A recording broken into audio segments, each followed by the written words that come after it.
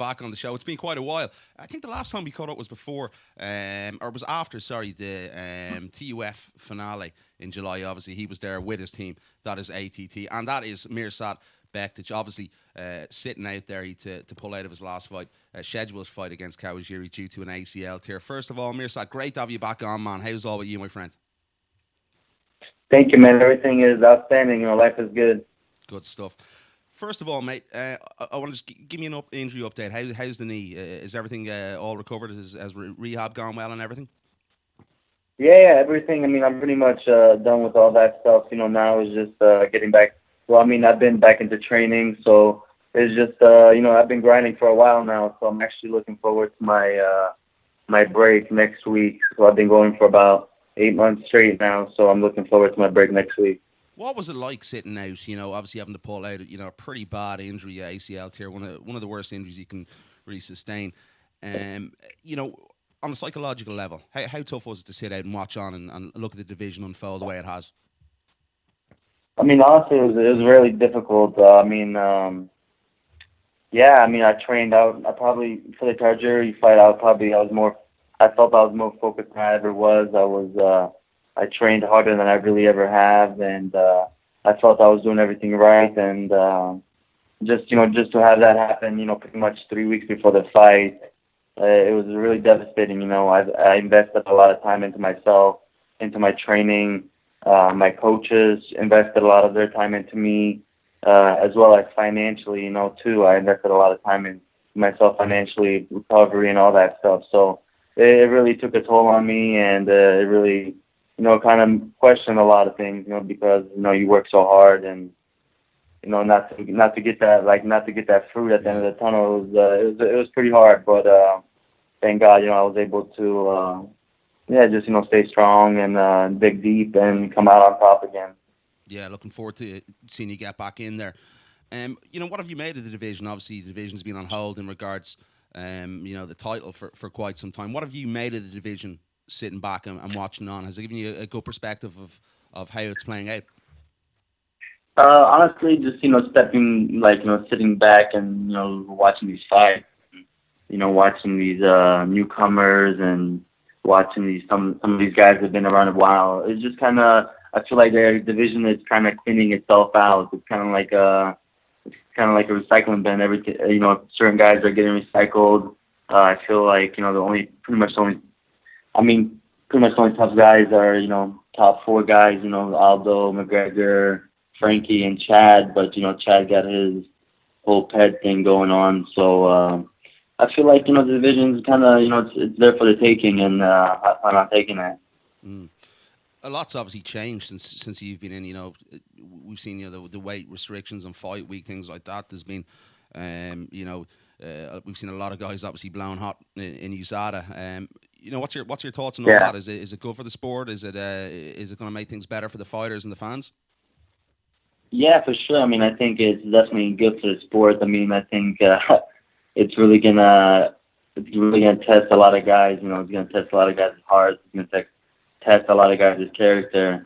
We'll see if some guys are gonna be able to perform the way they performed before. And I think it's great for the sport because there's a lot of guys who do it naturally and just through hard work. So it's gonna really, I think it's gonna make it more of a competitive sport. I'm not sure. Did you use the IV beforehand, before the ban? Yes, I used to use the IV a lot, actually. So how's that for you? Is that going to affect you, going forward? Are you going to have to look at potentially a weight change?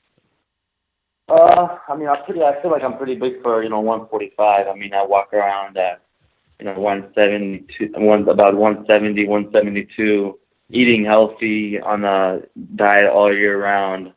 So I mean, I feel maybe eventually, after I take this belt, then in the future I might go to 155. But for now, I'm just staying disciplined. Keeping on my diet. I've been on my diet since I was on my diet getting ready for a Kawajiri fight. Yeah. 3 weeks before that, I was about 15 pounds off 145.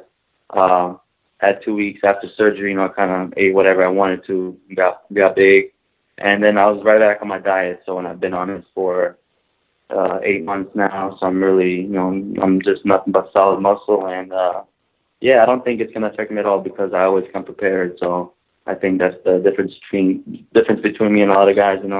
When I take a fight, when I get in there, I come prepared. So it's not gonna be any different this time. I've seen a lot of your posts on Instagram and Facebook and Twitter, etc. You're obviously a Muslim. Did you practice Ramadan? Yeah, I practiced, what I could.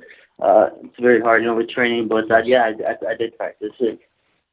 How is that the reason why? Obviously, you said you're getting ready to get back in there. You're nearly good to go. Is that the reason why you sat out possibly June and July because of Ramadan? What's that? Is that the reason why you potentially sat out the month of July? Would you have been ready to jump back in there? I mean, more no, that has nothing to do with Ramadan. I mean, just the way my PT, the way my reconditioning was scheduled, and just I'm coming off of ACL.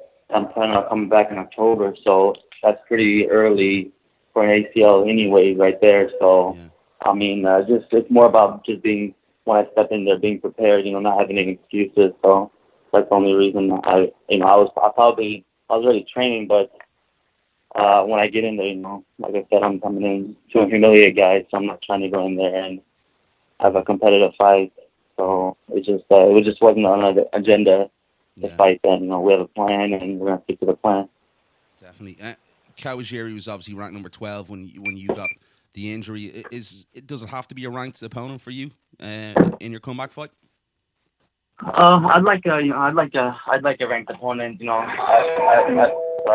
been watching a lot of these guys, and I'd like to rank opponent. I don't want to take no step backwards. I'm looking forward, and then I want to keep moving up. I believe I'm ranked 15 or 14 now, so I'd like somebody ahead of me. But whatever I get doesn't really matter. I mean, I plan to humiliate whoever stands in front of me.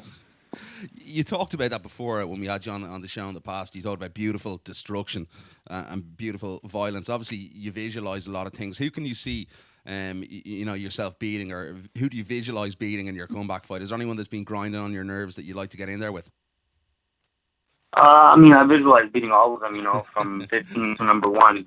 That's pretty much what drives me when I'm training. I think about Aldo. I think about McGregor and those, you never know what can happen, and so I think about those guys a lot. But as far as coming back, Hacran Dias, I like that fight. Yeah, I wouldn't mind beating him up. What appeals to you about that fight? What's that? What appeals to you about Hacran Dias and taking that fight? I mean, he just fought somebody. He just fought Cub Swanson, which is like ranked number 5, I believe, or something around there.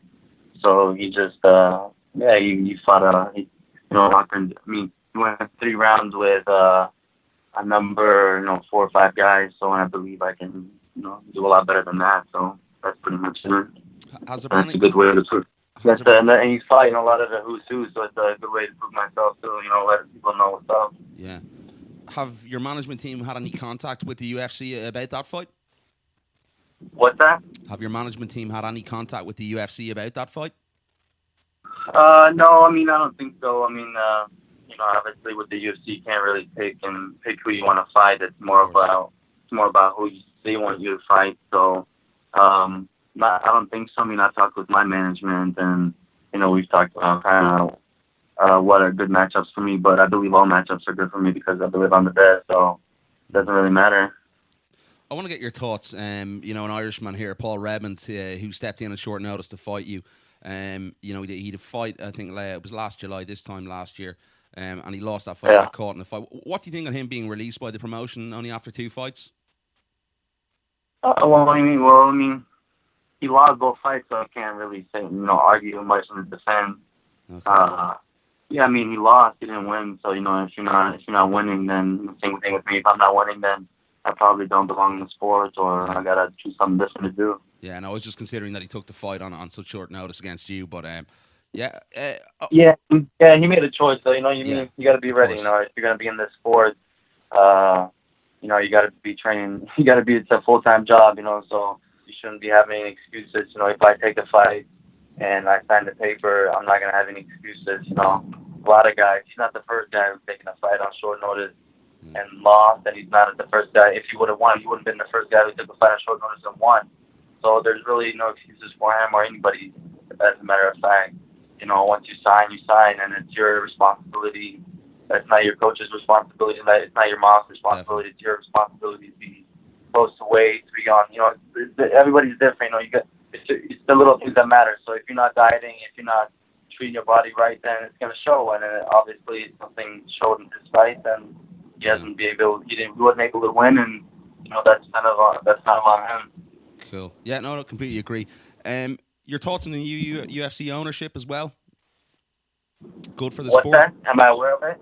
Do you think it's good for the sport? Do you think it's good for the fighters, good for the fans that there's new owners now of the UFC?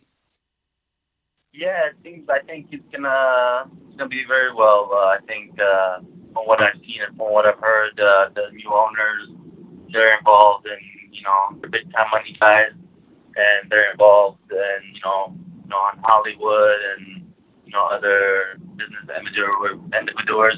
So I feel like it's gonna do a lot of things for us, you know, and plus, you know, lots of things are going on with outside of the UFC with lawsuits and things like that, as far as, you know, guys getting paid more. So I think these guys have a good mindset, and you know, they're wealthy for a reason, so they're doing something right. So I believe it's only going to end up better for us.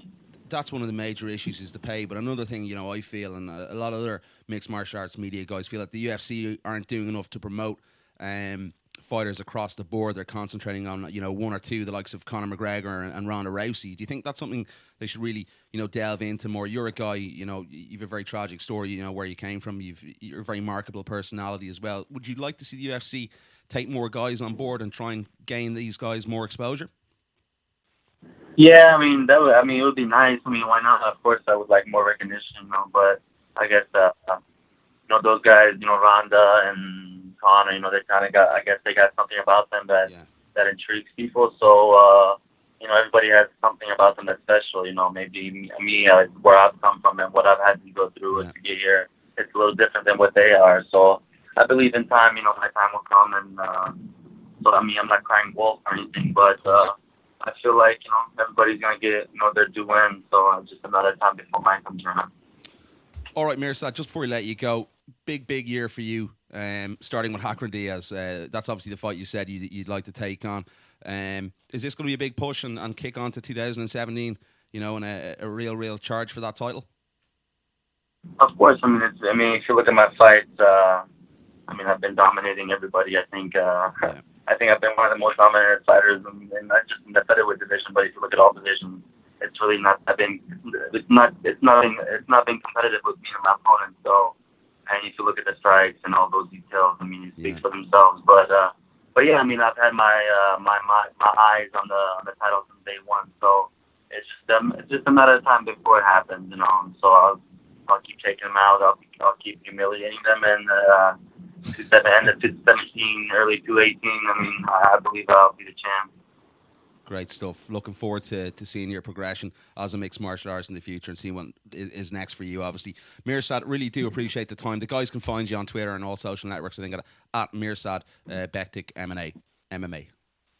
Correct? Yes, sir. Yes. Thank you, man. I appreciate it. Yeah, that's right.